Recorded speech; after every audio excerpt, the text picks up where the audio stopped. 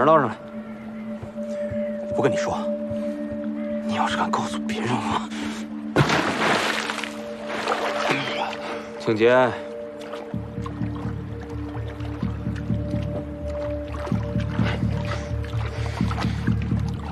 会长，会长，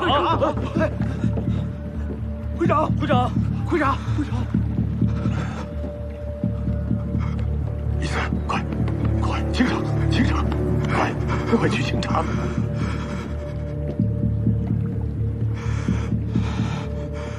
少家，丫头，快点，你快点！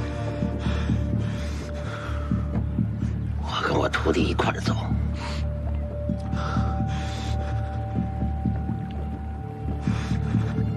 走。哎，走，辛苦了。别看了。嗯，走吧。先把衣服穿上。走。夏小姐，哎，别再难为父母了。三爷，请吧。走吧，小姐。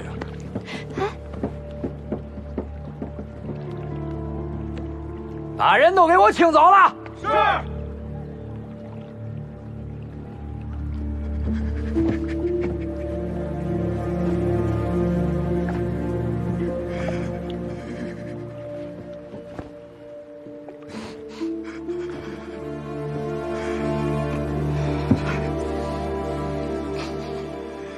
怎么回事？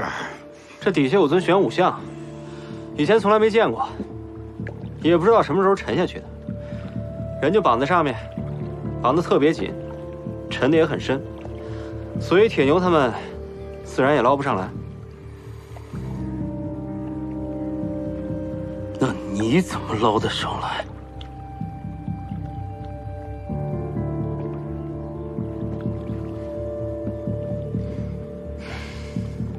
如果真的像你说的那样，我爸被绑在那么深的地方，你刚才足足在水里待了有5分钟，加上你下潜松绑这些运动带来的含氧量消耗，还有水压对你造成的影响，正常人无法完成，这不科学。丁少爷什么意思？我爸是怎么死的？下水捞人，吃的就是这碗饭，打小练的就是这门本事，是不是正常人我不知道，起码是本分人。你昨天把我救上来，今天又把我爸捞上来，怎么就这么巧？你想对我干什么？你想对我们曹运商会干什么？难怪师傅只教我捞死人，因为在这个世道上，捞活人不如捞条狗。少爷，你要干什么？郭德友一定有嫌疑，我要验尸。少爷别闹！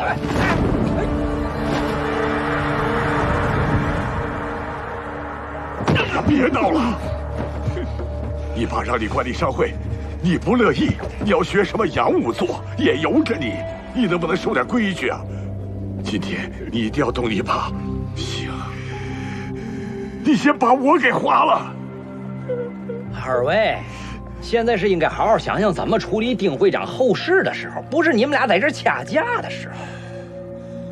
丁少爷，您说大庭广众之下，当着这么多人，您做儿子的要拿刀划自己的亲爹，是不是有点大逆不道啊？要是不开刀，我怎么知道我爸是怎么死的？你告诉我。哎呀，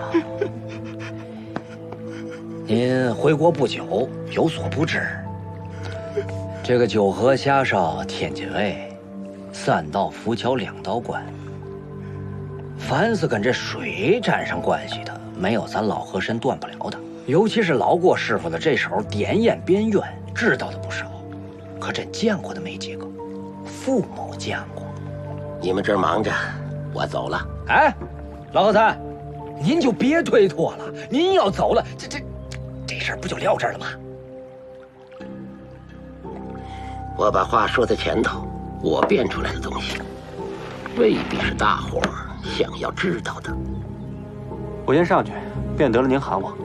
不用，远点就行。哦，我这徒弟身子骨弱，闻不得烟。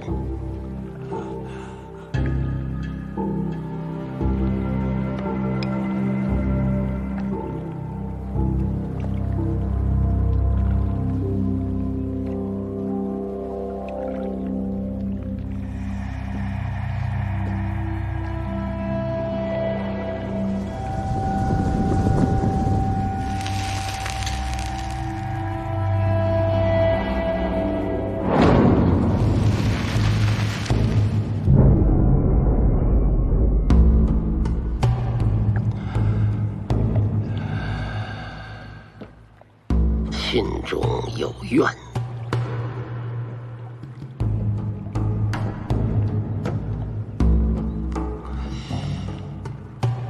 还魂戒烟，脱离水底，糟蹋黄泉。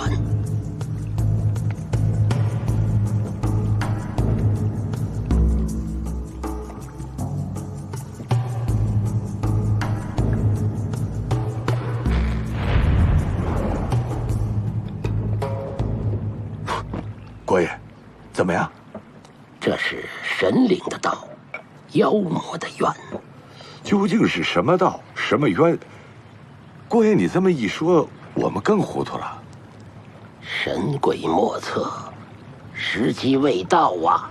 哎，郭师傅，哎，郭师傅，哎呀，郭师傅，您别着急走啊，您给我个准话呀！这人到底是怎么死的？两位河神，这烟也点了，怨到底变没变出来呀？啊！别再叫河神了，受不起。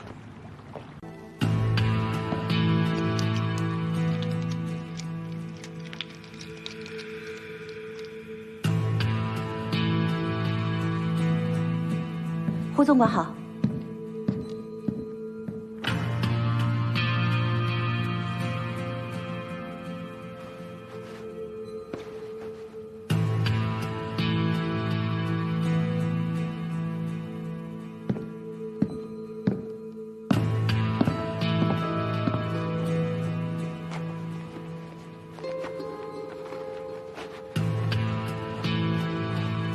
胡总管，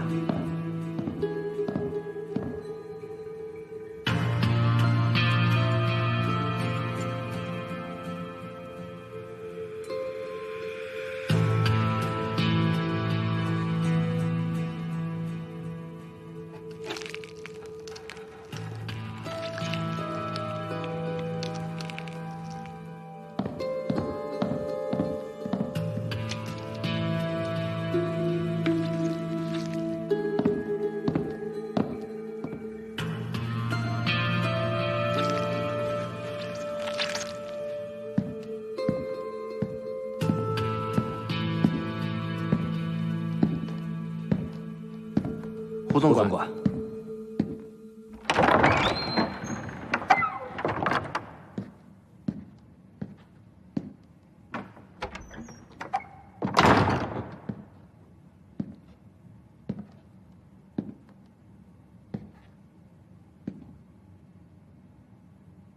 我爸走之前说的最后一句话是什么？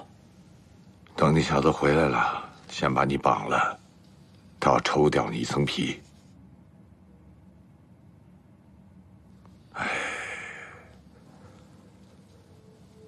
自打通了铁路，漕运就难做了。官面要收税，洋人要插手。我劝过你吧，累了一辈子，该歇歇了。他跟我说，他歇了。码头上的兄弟们怎么办？海河的百姓怎么办？可现在，他真的歇了，一歇就起不来了。他歇得不甘心，走得不体面。在河里泡了那么长时间，遭罪呀！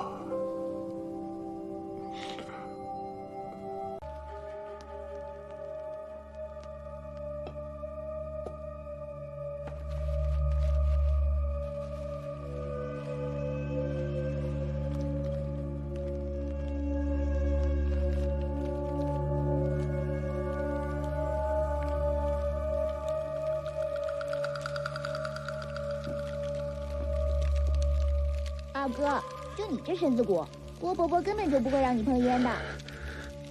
你爱信不信，反正我已经学会点烟变冤了。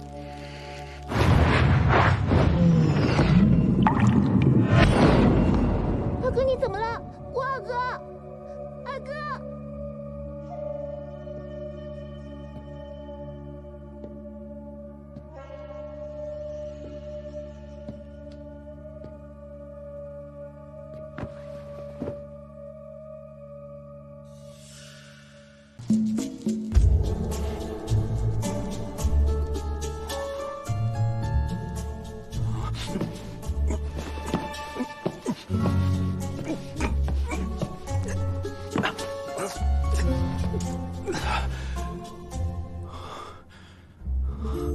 你俩胆子挺大呀！啊，敢来漕运商会行凶？行凶？明明是你对我郭二哥先下手的好不好？你们知道这是哪儿吗？他不是在河里淹死的。你说什么？你爹，他是死在海里的，先被人绑在玄武铜像上面，然后丢在了海里，最后连人带铜像，一路拖到了被我发现的地方。一，你没有亲历犯罪现场；二，你没有资料进行佐证；三，你没有经过专业的尸体解剖分析，你张口就能说出这么明确的死因。除了凶手，我不相信有第二个人可以做到。说出明确的死因，你的意思是我说对了？我已经验过尸了。你还真在自己亲爹身上下刀子啊？说吧，作案动机是什么？你吃过紫菜吗？什么？紫菜是一种水草，颜色有点发红。天津卫的老百姓最爱做的就是紫菜蛋花汤。在三不管那边有一家包子铺，紧挨着瑞丰祥绸缎庄，他们家的紫菜蛋花汤配着包子，那叫一个绝，吃过的都得竖大拇指。话说回来，你见过哪个河里长紫菜的吗？你想说什么？大路朝天，各走一边。这水里也有水里的规矩道道，红不入河，黄不下海。我在你爹的口鼻之内发现了细微的红色水藻残留，所以你爹是死在海里的，而不是死在我们把他捞起来的地方。你爹手腕上被铁锁勒过的痕迹很深，不像是被人带到那里，然后再入水绑在玄武铜像上，而是连人带玄武一起拴在船的船底，一路拖到了那个地方。但是想要调动那么重的货船还不让人知道，那一定得是在夜里。说的越细致，你的嫌疑就越大。在这天津城能调动那么大的船，你猜有几家？就你们漕运商会一家。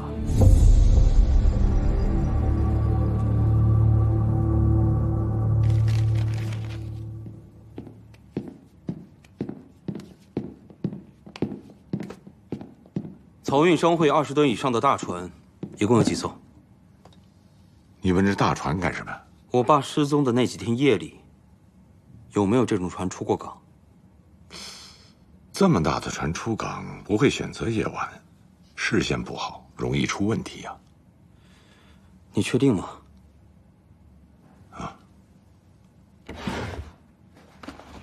这是商会船只出港记录，你自己看吧。冠冕有冠冕的道理，江湖有江湖的讲究。你爹死在水里，这案子确实有蹊跷。可靠着水吃码头饭的人可不止他郭德有一个，你就打算拿着你这张纸，挨家挨户的提审呐？你摸得着门，找得着道吗？有一个人呐，不会说谎，他的话，你大概能信。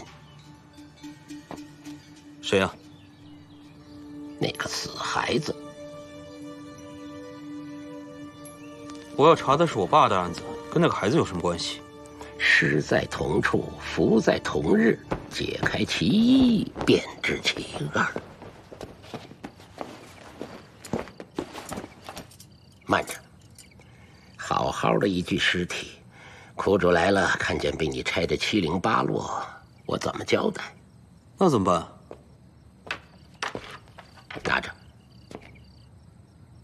拿着，不准碰，不准闻，只能看。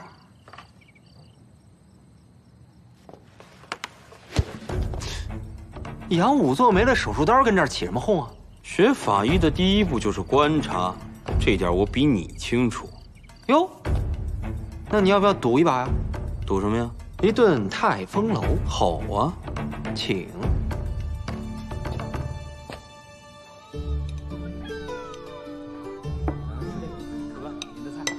干什么？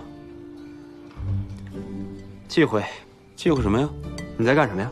翻鱼啊，水里的买卖，这就是忌讳，迷信。老话说的未必都有依据，但办起事来，总有它的道理。凡是和水打交道的，都有翻鱼的忌讳。这个孩子的身体强壮，说明他妈在怀他的时候伙食不错，8成是富贵人家的。富贵人家怎么能干出这么残忍的事情啊？越是大富大贵，这龌龊的事儿就越不会少。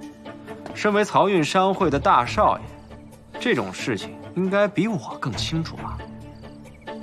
我觉得吧，这个孩子他就是淹死的。我们是捞尸的，成天见漂子，这人是不是淹死的，打眼一看就能判个8、9不离10，这是印在脑子里的东西。但是印在脑子里的东西，未必是全对的。我认为，这个孩子不是淹死的。一般大户人家，孩子得了什么疑难杂症，不会轻易放弃，毕竟要延续血脉，所以，他一定是贫困人家的孩子。因为支付不起医疗费用，所以才出此下策。哎，师傅，这顿饭可是赌注啊！早知道我就不点这么多东西了。您总得给个准话吧？我们俩到底谁说对？不管你们俩谁输谁赢，这顿饭我总能吃吧？还跟着干嘛呀，大少爷？这顿饭算是我请郭师傅吃的，不代表我认输了。今天必须有个定论，咱们进去再验一验。回去吧，小少爷，家大人该着急了。丁毛，抓把树叶放在那儿。啊，去吧。哦。把屋里的油灯拿来。嗯。堆高一点。哦。把那油撒匀了。往那边也撒一点。好，好了。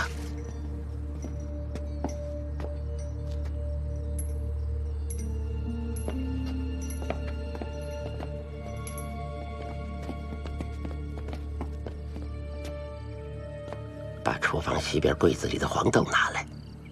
哎，师傅。您这是要干什么？夜里走道，留神。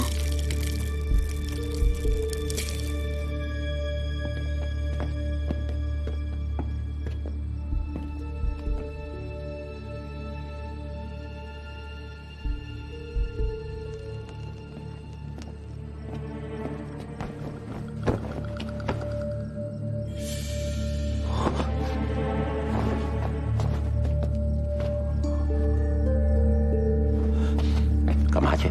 追人啊！这不在这儿呢吗？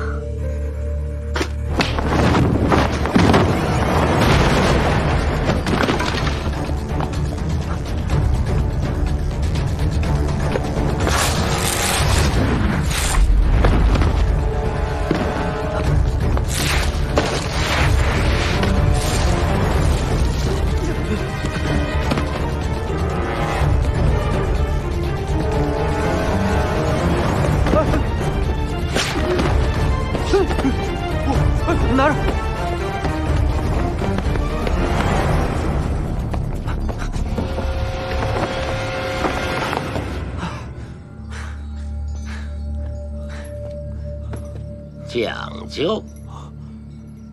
什么意思？不出声是偷，出了声便是抢。这屁股都摔开花了，还一声不吭。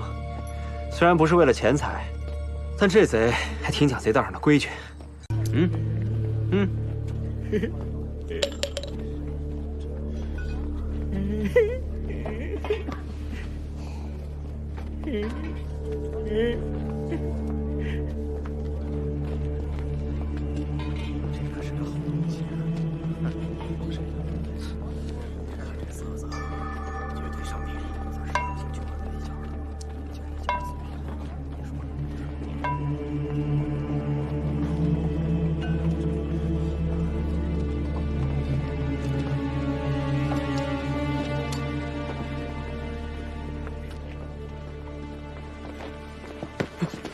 我先探个路。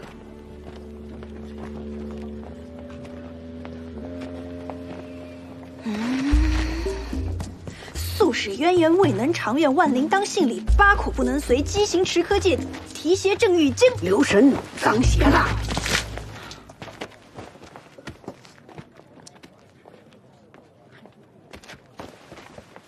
有事儿吗？人事儿。凡是到我这儿来的，除了接引和渡人，就是找麻烦的。这个小姑娘还是处子之身，却装作有了出台。老婆子，我不愿意惹麻烦，二位是不是走错了？请回吧。这哪儿来给您找麻烦呢？是来给您找钱的。只不过家里上面那位是个小姐，不方便亲自过来，让我们先来打探一下。如果没什么问题，她自己会来找您的。老婆子，我虽然瞎了一只眼，可另一只眼还看得清楚。其实说破了，我们也就是想看一下稳婆您的技术。您只需要告诉我们最近都有什么人找您接生，我们去打听一下这些人母子是否平安。如果没什么问题，接下来该干嘛还是干嘛嘛。贵世不见光，都是苦难人，苦主们的身世，其实我能知晓的。要是信得过我就来，信不过便去寻别的法子吧。哎，慢着，河山引路，因果难寻，事情可大可小。我要华道夫判一判这里，兴许没什么事情，我不会耽误你做生意的。若是你不愿意，往后碰上个什么水逆或者水患，可别瞎想。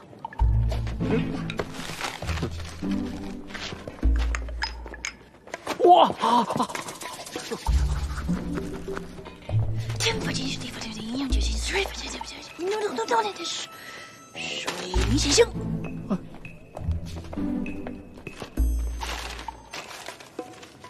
看清楚这是什么了吗？没，一张脸。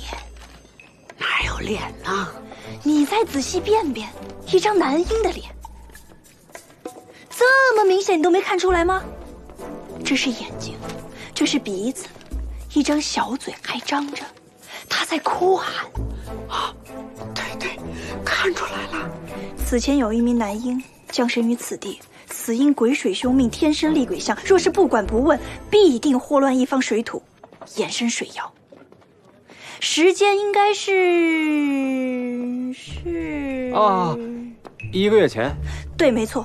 恳请稳婆告知一二，我们好去寻找这名孽婴。子双亡，家里人偷偷摸摸的办白事，又跑到义庄偷孩子，薛家肯定有见不得光的事。大户人家男在有志，女在守节，这么藏着掖着，8成是贞节牌坊没立住。现在呢，有个小白脸突然上门，说是他的好友，你说他的家人怎么想啊？奸夫，昨日家母开天目4闸，见贵府怨气深重，孔小姐失手有变，特助我前来查看。里边请。二位里边请。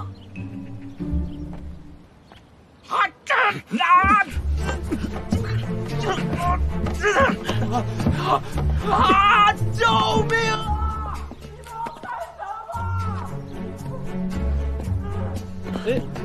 等等，拦住了！还是个贪生怕死之徒！混账！谁让外人进来的？我是张胜伯的女儿。我妈昨天说她那个法事有点问题，让我今天来检查一下薛小姐的尸身。这是我家的家事，今日并没请什么神婆上门。哎，丁大少啊，难道你……哎呀，放开，赶紧放开！摸坏了，你赔得起吗？哎，丁大少，不是我说你呀，这天津卫的堂子那么多，你去哪一家不好啊？你就非要调戏人家大宅门里的小姐？这要是让警察局的知道了，你让你们商会怎么收场啊？别，你说什么？什么商会？漕运商会，您不知道啊？漕运商会，那他是漕运商会的大少爷丁卯，刚刚从德意志留学归来，这一身洋味儿还没散呢。哎呀，漕运商会刚回国的丁少爷，我去他们家送过纸扎，见过，错不了。哎误会呀！快说，快扶起来！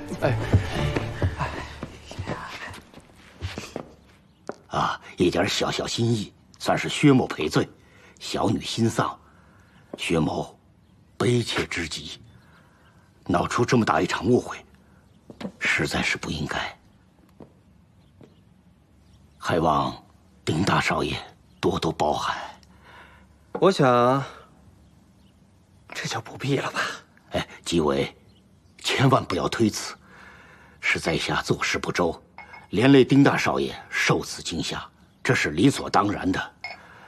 小女早丧，不是什么光彩的事情，烦劳各位，就局限于咱们屋内人知道就好。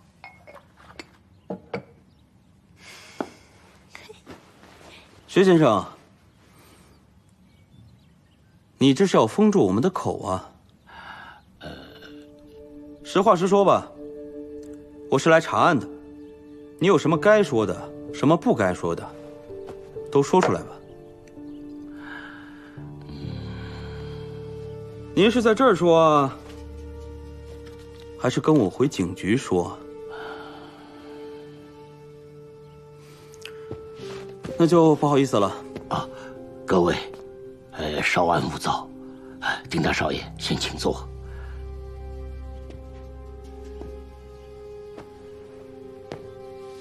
像我薛某，膝下无子，只有这么一个独女，夫人早逝，薛某更是对小女宠爱备至。我薛家也算是书香门第，我便一直把圆圆留在身边，亲自教导，生怕她出去有什么闪失。可就在去年，我带圆圆去赶庙会，一转脸的功夫就走散了。我们想方设法四处寻找，也去警察局报了案，可是一点音讯都没有。哪成想，半年以后的一天，老爷，老爷。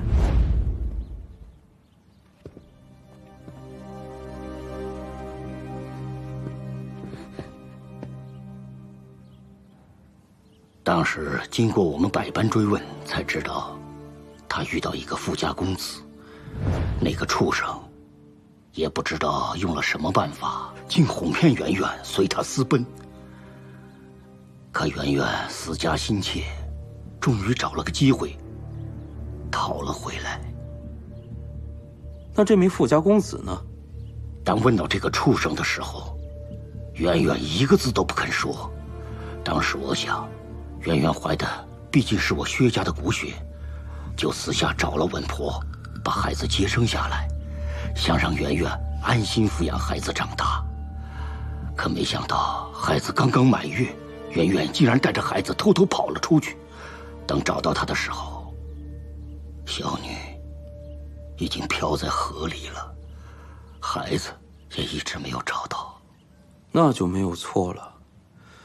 我现在只想弄清楚一件事：薛小姐是怎么死的？她抱着孩子投河自尽，这属于自杀；若不幸失足跌入河中，属于意外。可是如果是她跑出去会那个富家公子，结果母子两人都命丧于禽兽之手，这就是2条人命的谋杀案了。我们找了大半宿，也没看见小姐。等再回到府上，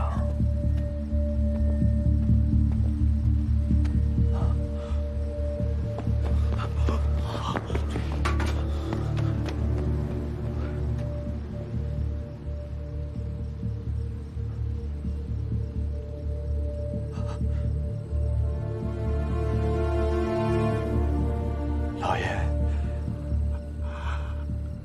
我是从河里捞上来的。孩子呢？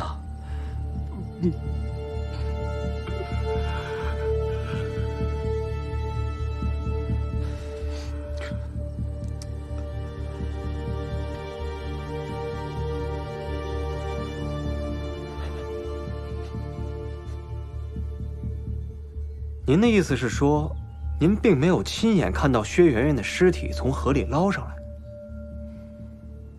河里有尸体，最先知道的应该是我们捞尸队呀。您到底想说什么呀？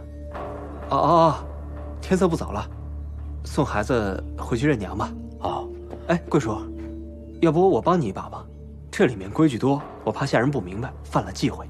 这个就不用麻烦你了。嗨，好人做到底，送佛送到西。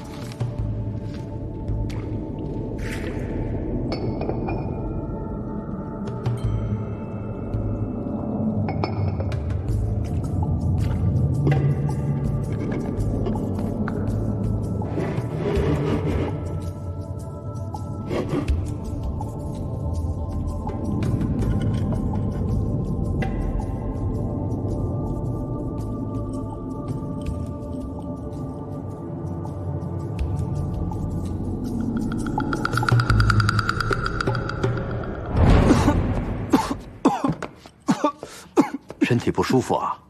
没事，没事。要不我带你到前厅休息一下吧？不用了。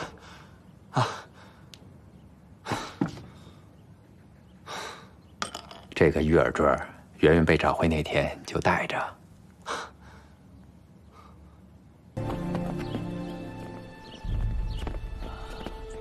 各位，今日小女下葬，你们又要干什么？先别着急下葬，薛老爷，您有些事情还没有交代清楚吧？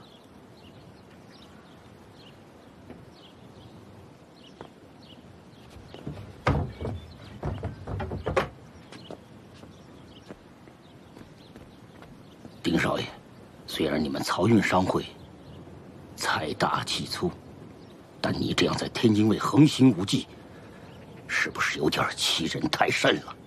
请问，薛圆圆死在自己闺房，会是什么感觉？逝者为大，不要在这里胡说八道。前朝的时候有一种酷刑，将进了水的宣纸一层一层贴在犯人的脸上，分别封住其眼、鼻、口，使其目不能视、口不能言，只能不断的挣扎，直至死亡。再说，会是多么残忍的人，连一个刚当母亲的女子都不放过。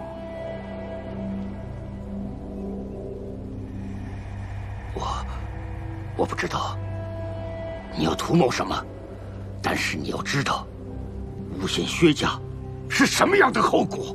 薛老爷应该知道做这种事会是什么样的后果吧？你疯了！虎毒尚且不食子，您说，到底是谁疯了？你信口雌黄，胡说八道！来人呐，给我轰出去！用来杀薛圆圆的凶器就在府内。薛先生，您还没来得及处理吧？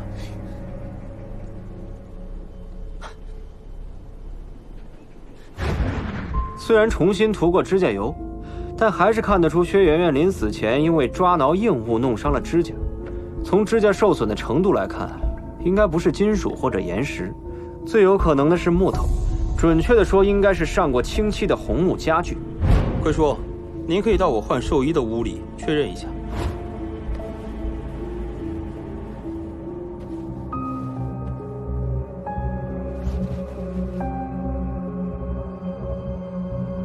人在河里淹死，鼻子和耳朵里多少会夹杂一些泥沙，而薛小姐的尸身却非常的干净，大户人家讲究，这倒也没什么。但我在薛小姐的头发里却闻到了上好的雨前龙井，而且在她死前佩戴的玉耳坠上，还留着被茶水浸泡过的宣纸纸屑。这河里怎么会有茶香纸屑呢？要我说呀，薛小姐一定是死在自己的闺房之中。薛府院墙高筑，家丁职业，凶手想要潜入府内行凶，难上加难。但如果凶手本来就是府内之人，那可就另当别论了。薛老爷，您说呢？如果您还是不同意我说的话，那就和丁探员去一趟警局，保证水落石出。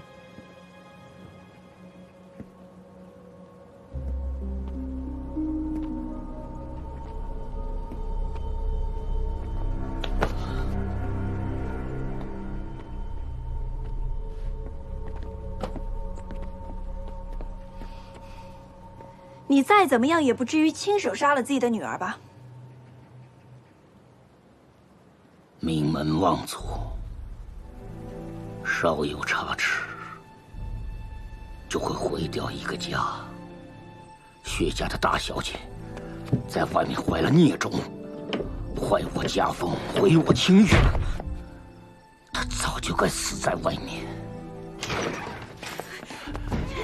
坐下。你都这个样子了，你还往外跑？我把你养大，你说走就走，你不要这个家了吗？你听我说吧。你怎么这么不知道廉耻？爸，我费了这么大劲儿，我把你藏起来，就是怕这件事败露出去，我要盖住。可你带着孩子往外跑，让外人看见了，我薛家的脸就丢尽了。爸，我求求你了，我必须要找他，我求求你放我走，你就当没我这个女儿吧。闭嘴！你还是要找那个畜生是吧？把孩子给我，把孩子给我，给我！爸，你干什么？爸，你干什么？爸，让你跑，让你跑！没用的，爸，你这样是没用的，我一定会走。让你跑！快说！别出声，别出声！那你不让我走，他要回来吃我！你还走不走？你还走不走？没用的！我让你走！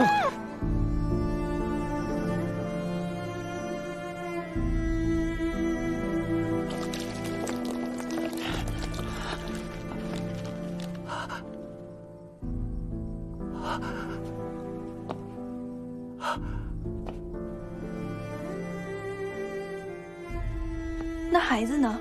被人劫走了。你就接着编吧你。都到这种地步了，我编什么呀？我编。让他说。快去找！快！一定要找回来啊！当时圆圆就坐在那儿，特别安静。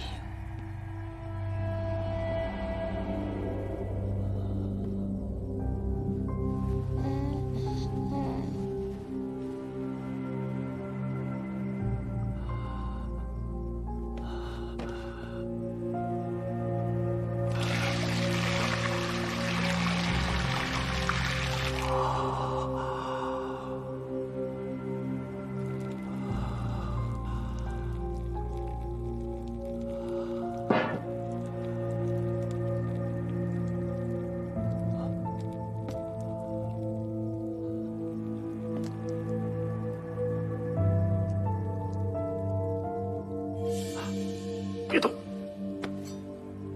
谁？把孩子交出来！你是谁？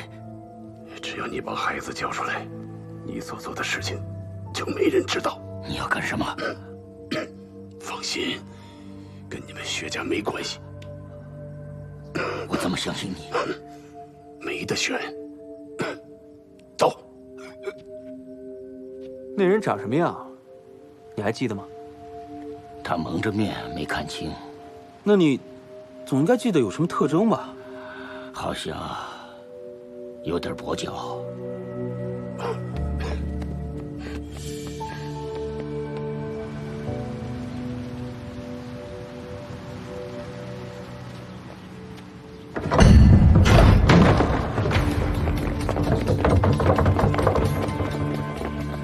顾影，追呀！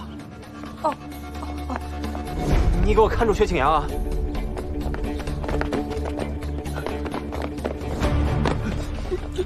杀人藏尸了，你还想干什么？丁少爷，那些人不是薛府的人。那不是薛府的人是谁的人啊？我们家老爷怕这事声张，我就从码头雇了几个脚夫。别说老爷不认识，我都不认识啊！是糟蹋圆圆那个畜生干的。除了跛脚之外，他还有什么别的特征吗？那么黑，我看不清楚啊。那声音总该听得清吧？是不是熟人？是不是本地人？口音我也不知道，他不是熟人，我就听见他老咳嗽。外面的营生真钱不见脸的，要不你瞎问点别的？那你们要把尸体搬哪儿去啊？交代遇到油画码头，自然有人接应。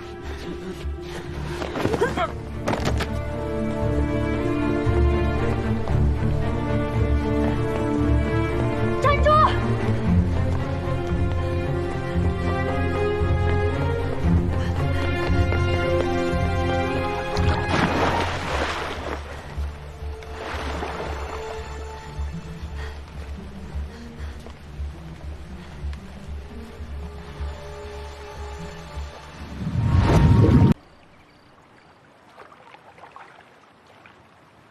如果这河里一个漂子都没有，50照算啊！赶紧的。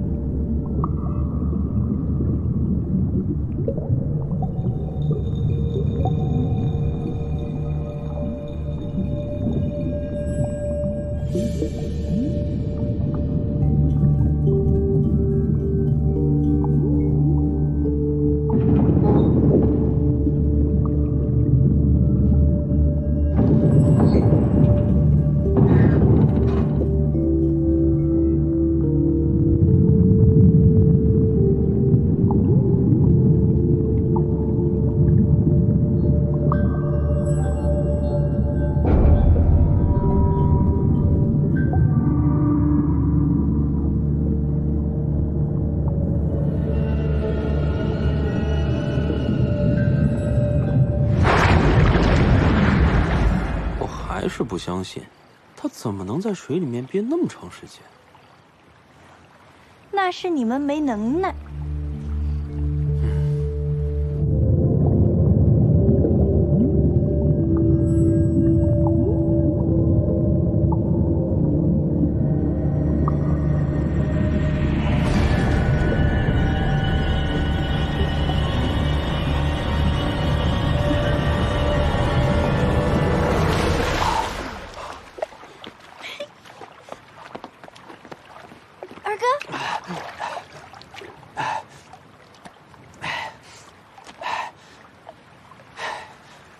你赌赢了。